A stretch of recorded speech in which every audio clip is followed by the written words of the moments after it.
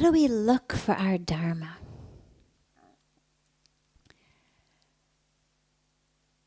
I'm not sure if you can actually search for it. You certainly can't search externally. That's for sure. The most that you can do with regard to an external search is recognizing and identifying that which you're doing not because it's your Dharma. So for example, we've got so many cues coming to us from our society, from the culture that tell us how we should be, what we should do, what our values should be, what our priorities should be. And a lot of them we adopt as our own because that's what society tells us is acceptable. If you can recognize inside yourself that the urge, the yearning, the longing for material wealth, for a certain lifestyle, for a vacation home in a certain spot, for a certain type of body, for all of these sorts of things. If you're able to look at all of those and understand that they've come to you from the outside, that you didn't come on this earth with a yearning for money. You didn't come on this earth with a yearning for, lots of material possessions. That's been inculcated in you. You didn't come on this earth yearning for a body of a certain shape or a certain color or a certain size. Again, it's something that we've taken in. We've been brainwashed in a way, indoctrinated. If you can start at least peeling those back, then you'll understand at least what your Dharma is not. Because a lot of times we get confused. My Dharma is to be the president of this or the head of that. Well, why? Because I'm supposed to be leading, and really that's your Dharma or that's your ego? And this is where at least we can figure out what our Dharma is not. Because if we can name and identify where we've picked up certain beliefs, this came from the billboard outside my school. The whole time I was in school, every day I drove by school and saw this billboard. Taking it in from there. I took this in from my favorite TV serial when I was a kid because the lead actress on that, she did this, she looked like that, she acted like that. So I grew up believing that was the way to be. And slowly, at least you can remove what your Dharma is not. And that brings you a little bit of stillness inside, a little bit of quiet inside, into which an experience of you blossoms. Now, a lot of us, Dharma is not necessarily one thing. And this is where we really also end up getting almost traumatized, spiritually traumatized by this search for my one Dharma. Is it to be a doctor? Is it to be an engineer? Is it to be a teacher? Is it to be... And yes, some people, there absolutely are some people who come into this world with, teacher stamped on them, and you just, from early childhood and their whole lives, they just breathe all I want to do is teach. But for most of us, it's not like that. And this is where it's important to understand also that Dharma isn't the same as a career or a profession or a life path or calling in that way. The word Dharma, the root of the word Dharma is literally that which protects, that which sustains, that which upholds. So our Dharma is that which upholds us, that which sustains us, that which protects us. It's not my job. It's not my career. It's much more who I am. And so if we stop trying to find the right box that our Dharma fits in, I think we'd be a lot happier and a lot more able to live that Dharma. And so, for example, in the story that I was giving about the saint and the scorpion, okay, so the saint's Dharma was to save. It's what our gurus are here for. To save the rest of us. Human being, devoted disciple, or scorpion drowning in the water. Either way. If you look within yourself, what you'll find, there are certain things you do, certain ways you are in the world that feel very deeply in alignment with who you are, not your ego. And this is really tricky. Really tricky. Because the ego loves to be loved. The ego loves to be praised. The ego loves to be put on pedestals. So, and the ego is very versatile. So it can masquerade as any part of us. When you say, oh, I want to check in with my intuition. The ego is able to, like throw on intuition mask and say, ah, voila, intuition, here I am. You called? You say, oh, I want to check in with that, my inner voice, that still voice within me. Ego throws on mask of still inner voice and says, yes, you called.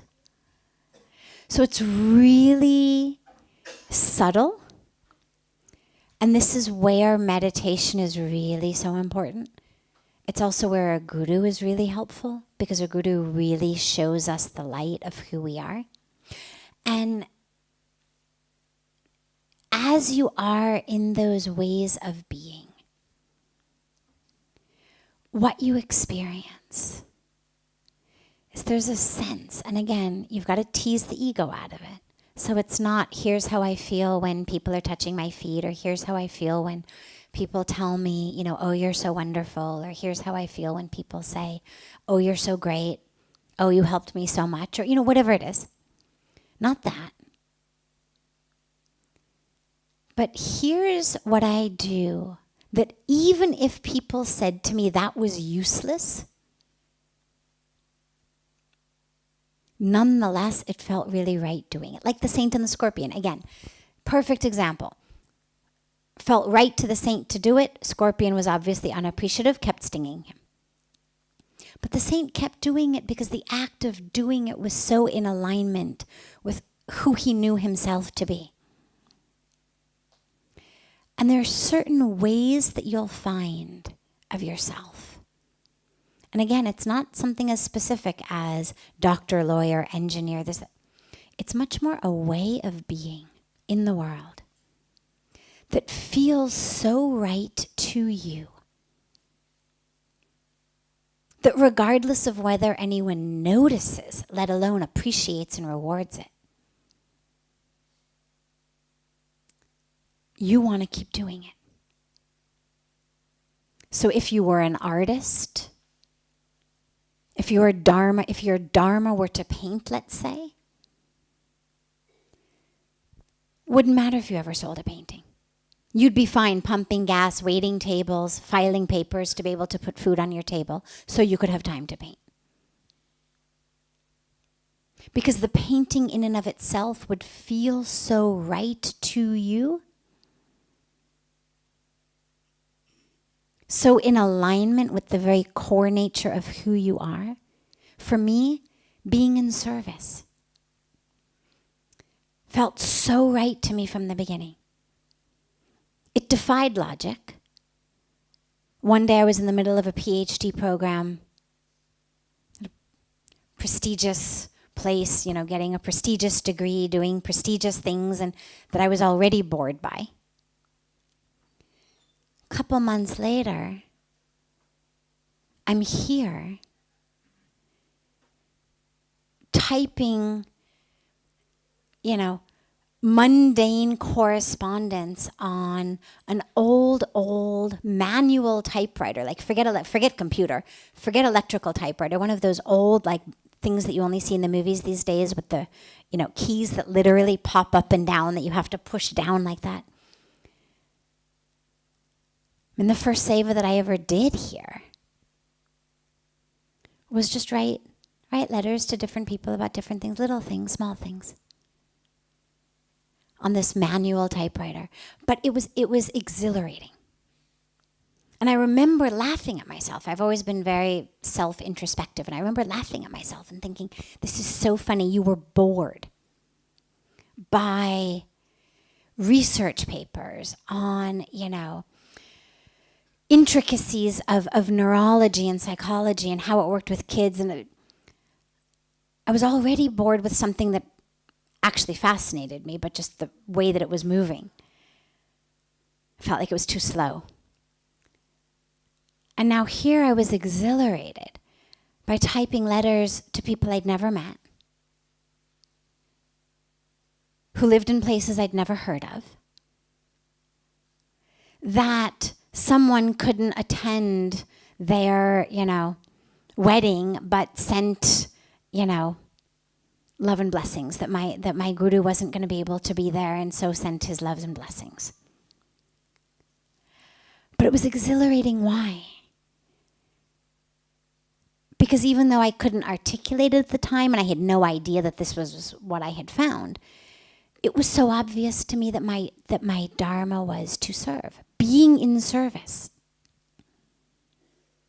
felt so right that regardless of what form it took, regardless of what form the service took, simply doing it was so right.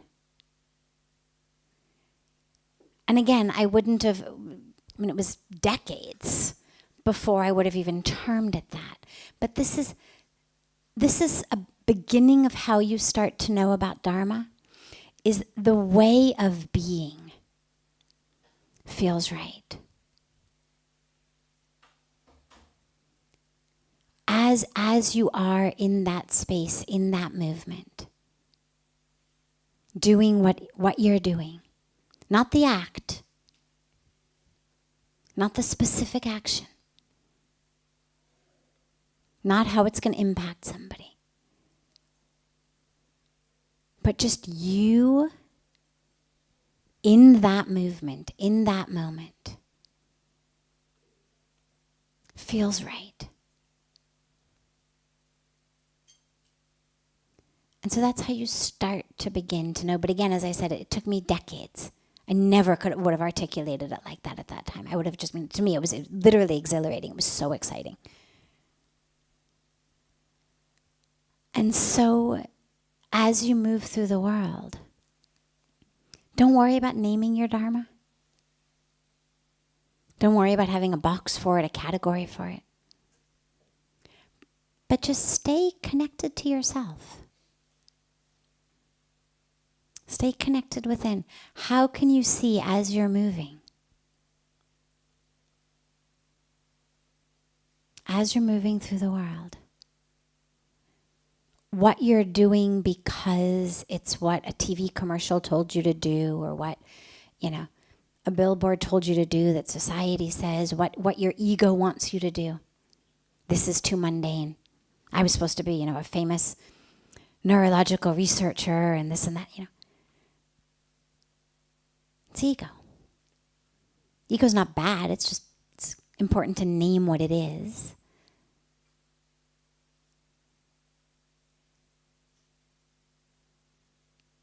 But it doesn't take us to a place of deep peace. Because the thing with the ego is, in Buddhism, they refer to it as a hungry ghost. Because the ego's never full. And so when we mistake our ego for our Dharma, we set ourselves up on a lifetime of feeding this hungry ghost. It's never enough. It's never enough praise. It's never enough reward. It's never enough promotions. It's never enough accolades. It's never enough of whatever it is we think we're getting from what we're doing. It's never enough if it's feeding my ego. Which is why it's so much more important to sink down deeper than the ego into that which can flow through us. And when I say service, by the way, when I've realized that that's, that my Dharma is to serve, it's not always service with my hands. I mean, it's not always a specific type of service. It's been a long time since I've been on the manual typewriter. But what it is allowing whatever needs to happen in that moment to flow through me. And when I do that, I feel most in line with my truest self. And so that's how I know. And so see, as you check in with yourself, as you move through the world, don't kill yourself sitting on a couch trying to figure out what your Dharma is, but just as you move through the world, check in with yourself about what you're doing that's ego and what you're doing because it resonates within you.